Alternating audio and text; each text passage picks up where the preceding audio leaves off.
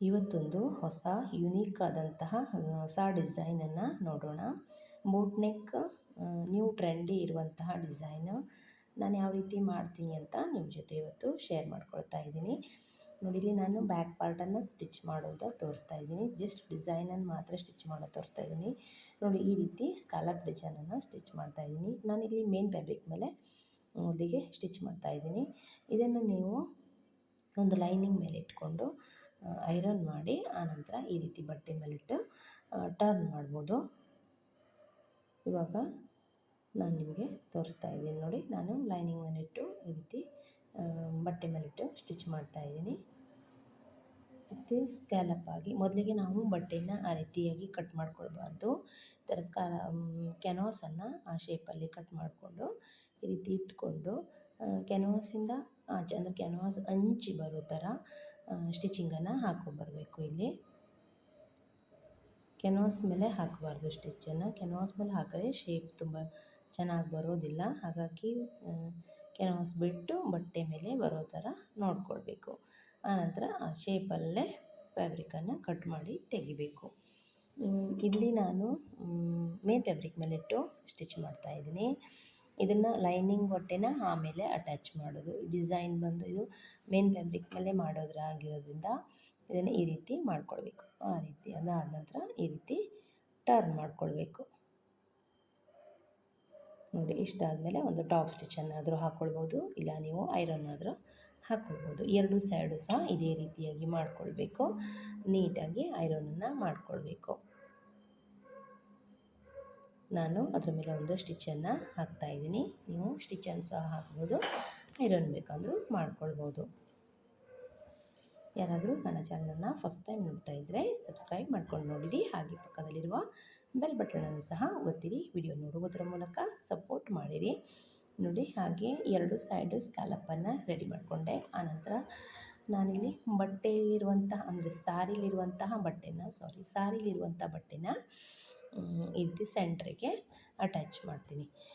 ಆನಂತರ ಅದಕ್ಕೆ ಪೋಟ್ಲಿ ಬಟನನ್ನು ಕೊಡ್ತೀನಿ. ಈ ರೀತಿ ಮಾಡಲಿಕ್ಕೆ ಈಗ ನಾನು ಸಾರಿ ಬಟ್ಟೆನ ಕಟ್ ಮಾಡ್ಕೊಂಡಿದ್ದೀನಿ. ಒಂದು 5 ಇಂಚ್ ಅಗಲದ ಸಾರಿ ಬಟ್ಟೆನ ತೆಗೆದುಕೊಂಡಿದ್ದೀನಿ. ಇವಾಗ ಇದನ್ನು ಕರೆಕ್ಟಾಗಿ ಇಟ್ಕೊಂಡು ನೋಡಬೇಕು. ನಮಗೆ ಎಷ್ಟು ಇಂಚ್ ನಾವು ತೆಗೆದಿರ್ತೀವಲ್ಲ ಈ ಬ್ಯಾಕ್ ಪಾರ್ಟಲ್ಲಿ, ಅದನ್ನು ಇಲ್ಲಿ ಬರೋ ಥರ ನೋಡಿಕೊಂಡು ಕರೆಕ್ಟಾಗಿ ಇಟ್ಕೊಂಡು ಚೆಕ್ ಮಾಡಿಕೊಳ್ಬೇಕು. ಆನಂತರ ಇದನ್ನು ಲೈನಿಂಗ್ ಇಟ್ಟು ಟರ್ನ್ ಮಾಡೋದು.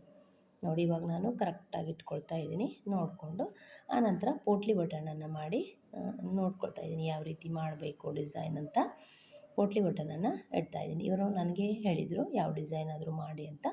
ಹಾಗಾಗಿ ನಾನೇ ಇಲ್ಲಿ ಆಯ್ಕೆ ಮಾಡಿಕೊಂಡು ಮಾಡ್ತಾಯಿದ್ದೀನಿ. ಇದು ಸೆಂಟ್ರ್ ಒಂದು ಮಾರ್ಕ್ ಹಾಕ್ಕೊಂಡು ಅದರ ಮೇಲೆ ನಾನು ಪೋಟ್ಲಿ ಬಟನ್ ಬರೋ ಥರ ಇಟ್ಕೊಂಡು ಸ್ಟಿಚಿಂಗ್ ಮಾಡ್ತೀನಿ. ನೀವಿಲ್ಲಿ ಪೋಟ್ಲಿ ಬಟನ್ ಅಟ್ಯಾಚ್ ಮಾಡುವಾಗ ಸಿಂಗಲ್ ಫೂಟನ್ನು ಸಹ ಹಾಕ್ಕೊಳ್ಬೋದು. ನಾನಿಲ್ಲಿ ಡಬಲ್ ಫೂಟಲ್ಲೇ ಅಟ್ಯಾಚ್ ಮಾಡ್ತಾಯಿದ್ದೀನಿ. ಈ ರೀತಿ ಇಟ್ಕೊಂಡು ಪೋಟ್ಲಿ ಬಟನನ್ನು 1 by 1 ಅಟ್ಯಾಚ್ ಮಾಡ್ಕೊಳ್ತಾ ಇದ್ದೀನಿ.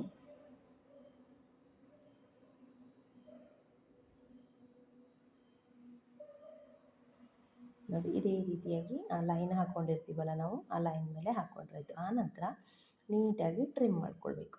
ಕರೆಕ್ಟಾಗಿ ಒಂದೇ ಹದಕ್ಕೆ ಟ್ರಿಮ್ ಮಾಡಿಕೊಂಡು ಈ ರೀತಿ ಈಗ ಅದ್ರ ಮೇಲೆ ಇರುವಂಥದ್ದು ಕಾಣಬಾರ್ದಲ್ಲ, ಅದಕ್ಕೋಸ್ಕರ ನಾನಿಲ್ಲಿ ಒಂದು 1/2 ಇಂಚ್ ಆಗುವಷ್ಟು ನೀಟಾಗಿ, ಇದು ಮೈಸೂರು ಸಿಲ್ಕ್ ಸಾರಿ ಆದ್ದರಿಂದ ಸಾರಿ ತುಂಬ ಜರುಗಾಡುತ್ತೆ. ಹಾಗಾಗಿ ನೀಟಾಗಿ ಇಟ್ಕೊಂಡು, ಅದು ಪೋಟ್ಲಿ ಬಟನ್ ಮೇಲೆ ಸ್ಟಿಚ್ ಮಾಡೋದು ತುಂಬ ರಿಸ್ಕ್ ಅಂತ ಅನಿಸುತ್ತೆ. ಬಟ್ಟೆ ಅಷ್ಟು ನೀಟಾಗಿ ಬರೋದಿಲ್ಲ ಸ್ಟಿಚಿಂಗು. ಸಿಂಗಲ್ ಫೂಟ್ ಹಾಕ್ಕೊಳ್ಬೇಕು. ನಾನು ಅದೇ ಫೂಟಲ್ಲಿ ಸ್ಟಿಚ್ ಮಾಡ್ತಾಯಿದ್ದೀನಿ. ಆಮೇಲೆ ಅದರ ಮೇಲೆ ಇಟ್ಕೊಂಡು ನೀಟಾಗಿ ಇದಕ್ಕೆ ನೀವು ಮತ್ತೆ ಥ್ರೆಡನ್ನು ಸಹ ಚೇಂಜ್ ಮಾಡಬೇಕಾಗತ್ತೆ. ಚೇಂಜ್ ಮಾಡಿ ಅದರ ಮೇಲೆ ಸ್ಟಿಚ್ ಮಾಡಬೇಕು. ಇವಾಗ ಆಯಿತು. ಎರಡು ಸೈಡು ಸಹ ನಾನು ಸ್ಕಾಲಪ್ಪನ್ನು ಮಾಡಿ ಇಟ್ಕೊಂಡಿದ್ದೀನಿ. ಇವಾಗ ನಾನು ಎಷ್ಟು ಇಂಚ್ ಮಿಡ್ಲ್ ಗ್ಯಾಪ್ ಕೊಟ್ಟಿದ್ನಲ್ಲ ಅದನ್ನು ಇಲ್ಲಿ ಸರಿಯಾಗಿ ಮಾರ್ಕ್ ಮಾಡಿ ಈ ರೀತಿಯಾಗಿ ಡಿಸೈನನ್ನು ಅಟ್ಯಾಚ್ ಮಾಡ್ಕೊಳ್ತಾ ಇದ್ದೀನಿ.